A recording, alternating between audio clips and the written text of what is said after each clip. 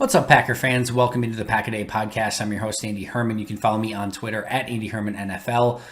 Today, I'm going to be going over a topic that's not necessarily my favorite, but a couple days ago, I did the 5 players that have been the most pleasant surprises through training camp so far. So I figured it's only fair if I go through my 5 biggest disappointments through training camp this far. Now, if you like to lean more positive, like myself, as I mentioned, there's an episode a couple days ago where I talk about the positives in players who are maybe overperforming or are pleasant surprises.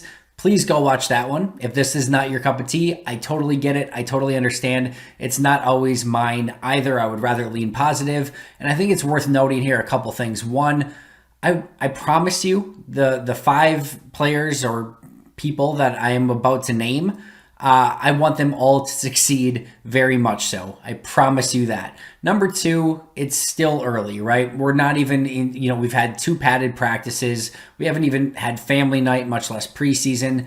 There is a ton of time to go. And then lastly, the other thing that I want to note is one of the things that I really strive for, and sometimes I hit it, I don't always, but I want to, on Twitter, as a writer, as a podcaster here on YouTube, I try to bring information and let you guys do with it what you will. And because frankly, I'm not going to be always right. I'm not going to be always wrong.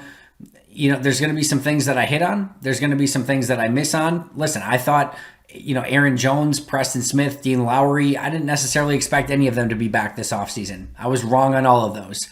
Going back a couple of years ago when the Packers drafted Rashawn Gary, did not like that pick at all. I am cheering immensely for Rashawn Gary to be a Hall of Fame player so we can play that clip of me being upset about the Rashawn Gary pick over and over and over, and it will be a horrible take on my end, and I hope like heck that's the case because that would mean Rashawn Gary is amazing, and I would take that any day. So rather than me trying to be right or wrong, I'm trying to give you my eyes at practice and allow you to do with that information what you will. So with all those disclaimers made, today I'm going to be going over the 5 players who I've been semi-disappointed with, at least, over at least the start of training camp and through this offseason, and I'll let you guys kind of do with that information what you will. All right, so number 1 on my list is Eric Stokes. And listen, again, I want to be very clear here. This is not a death sentence for Eric Stokes' career. This is not saying that Eric Stokes can't be good this season. It's not saying he can't be great this season. We have yet to see Eric Stokes in a game. We haven't even seen him in family night, right? So there is a long way to go. People like to think as like the draft as like you take a player and then like they're good to go. Like the draft is the start of the journey. And then you get rookie mini camps and OTAs and training camp.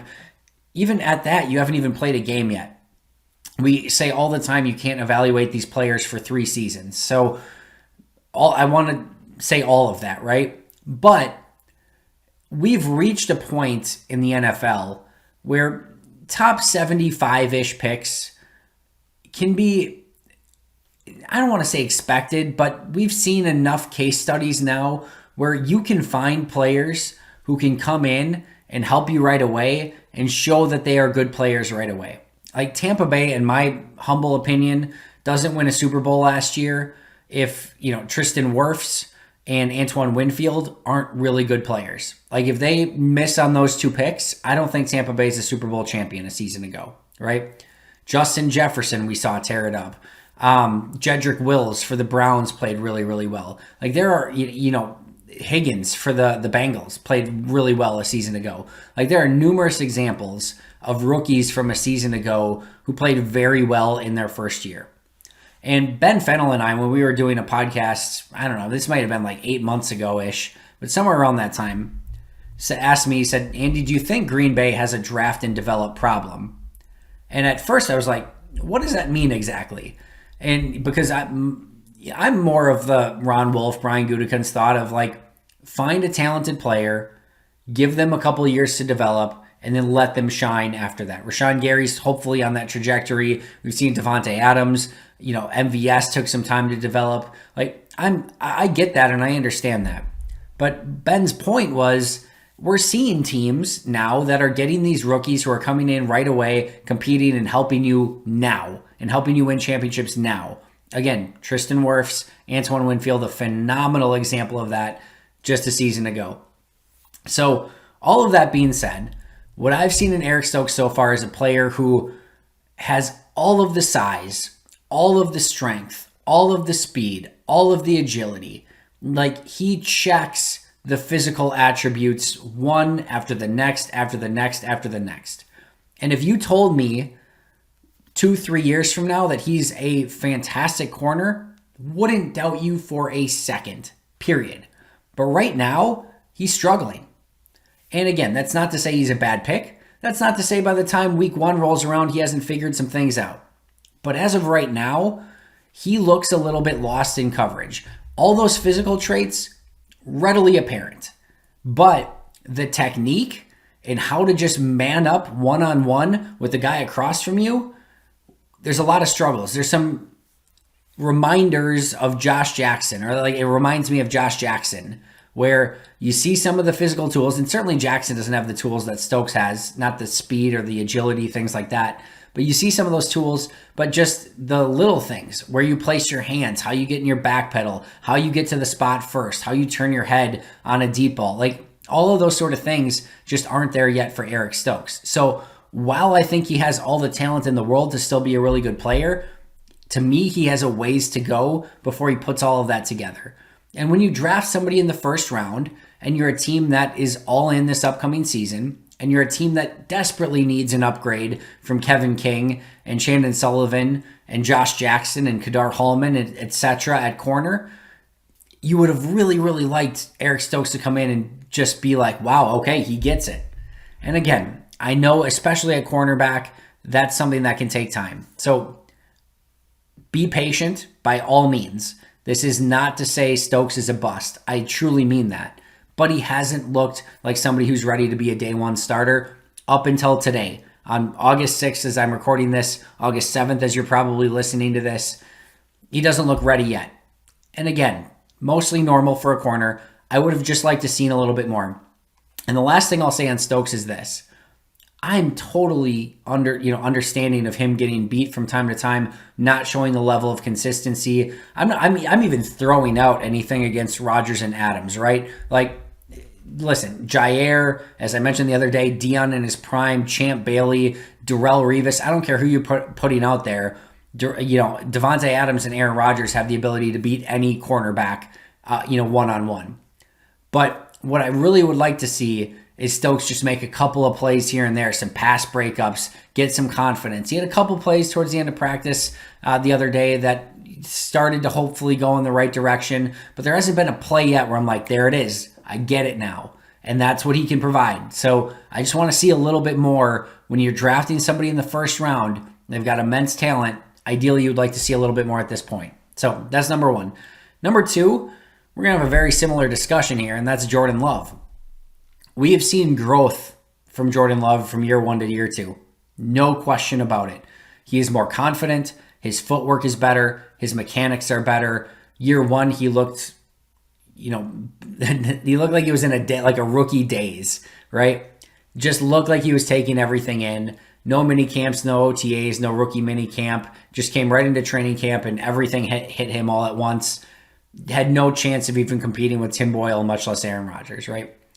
Year 2, looks like he could be a backup quarterback. And I think he's earned that. And I think he definitely has taken a step from a season ago. And you will see some of those flash plays where I just mentioned with Eric Stokes. I want to start seeing some of those flash plays. With Jordan Love, we are now starting to see some of those flash plays.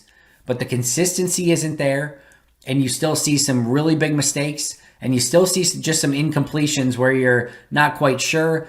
And you don't see still the comfort in the overall mechanics of playing quarterback, right? The dropping back, reading defenses, going through progressions. Like, you still see some panicked checkdowns, and it's just there's no rhythm there yet, right?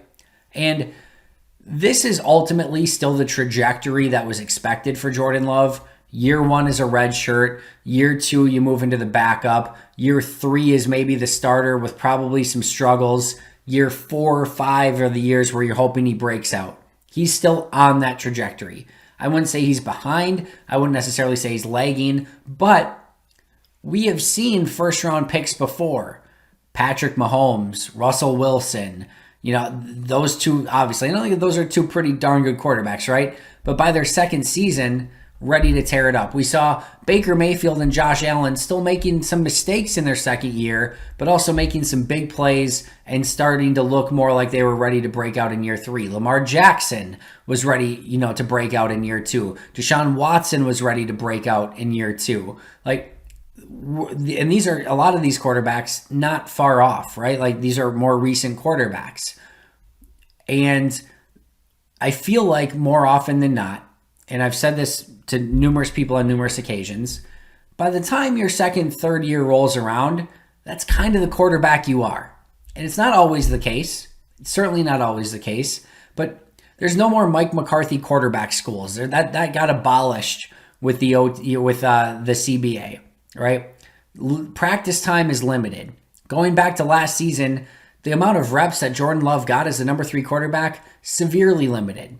He's going to be somewhat limited even this year as Aaron Rodgers is the starter. He's going to get a ton of preseason reps. He got all of OTAs, all of mini camps, etc. But during the season, there's still a limit to how many snaps he gets. At some point, Jordan Love is going to be the quarterback for the Green Bay Packers. And I still would like to see a little bit more than what I've seen from Jordan up until this point. There's nothing that I've seen from Jordan Love in year 2 that makes me believe today that he's going to be a high-end starter moving forward. Again, not to say he's not going to be, not to say I don't want him to be, not to say he can't be. He absolutely can. And like I said, he's still on that trajectory. I just, at this point, first round pick, year 2, would like to see a little bit more confidence, a little bit more playmaking, a little bit more rhythm at this point. Again, I will say this very clearly. Jordan Love in year 2 is better than Aaron Rodgers was in year 2, right? There's a million different outcomes that could still come here, and Jordan Love could still be a phenomenal quarterback. But if I'm being honest, would I like to see Jordan Love be a little bit more ahead of where he is right now?